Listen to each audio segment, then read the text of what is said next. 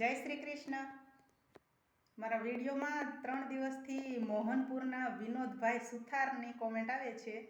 અને જો મોહનપુર રણાસણવાળું હોય તો મોહનપુરમાં જે દરબારગઢ રહ્યો નંદીના કાંઠા બાજુ, એ દરબારગઢની સામે જે કાઠિયાવાડી રાજીબેન રહેતા હતા ને, રાજીમાં, એ મારા દાદી હતા, કાઠિયાવાડી રાજીમાં.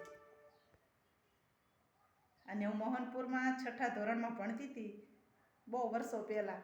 લગ્ન થઈને 18 વર્ષ થઈ ગયા. એટલે મોહનપુરમાં હું રહેલી છું, 1 વર્ષ ભણી હતી એટલે મારા દાદી જોડે. એટલે તમે કાઠિયાવાડી રાજીમાને ઓળખતા હશો તો હું એમના દીકરાની દીકરી છું. અને દરબારગઢમાં પણ હું નાની હતી ત્યારે ફરવા ગઈ હતી. અને એ બાનું નામ તો મને નથી આવડતું, પણ ત્યારે એમને બધા બા કહેતા હતા.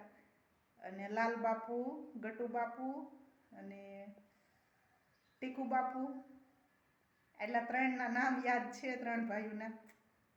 ત્યારે તો અણસમજણ હતી, 6ઠા ધોરણમાં ભણતા એટલે બહુ કાંઈ સમજણ તો હોય નહીં, એટલે આટલા માણસોના નામ યાદ રહ્યા છે.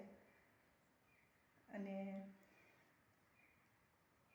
સુધાબેન રાજકોટ, અમને સ્કૂલમાં ભણાવતા હતા ને બેન, એમનું નામ સુધાબેન હતું, એટલે મારેથી સુધાબેન જ બોલાઈ જાય છે.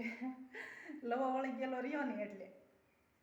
અને કચ્છમાંથી એ યુઝરનો કોમેન્ટ છે સરસ કે બેન, અહીં મોગલમાના દર્શન કરવા આવો.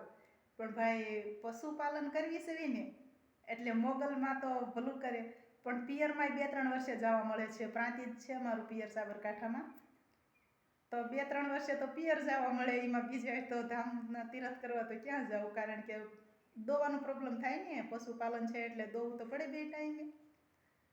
તો આપ સૌનો દિલથી ખૂબ ખૂબ આભાર. અને રણજીતભાઈ છે કાશીપુર, રણજીતભાઈ, એમને પણ બહુ ઝાઝા લાંબા ટાઈમથી કોમેન્ટ કરે છે. આમાં એવું છે, હું દરેકના નામ મગજમાં થોડા લઈ શકું, એટલે જેટલા નામ યાદ આવે ને એટલા માણસોના નામ લઈ શકું છું. તો આપ સૌનો દિલથી આભાર. ખુશ રહેજો. જય શ્રી કૃષ્ણ. પરમાત્મા સૌને સુખી રાખે. અને આજે અખાત્રીજ છે, અખાત્રીજની દરેક ખેડૂત મિત્રોને જય શ્રી કૃષ્ણ. ખુશ રહેજો.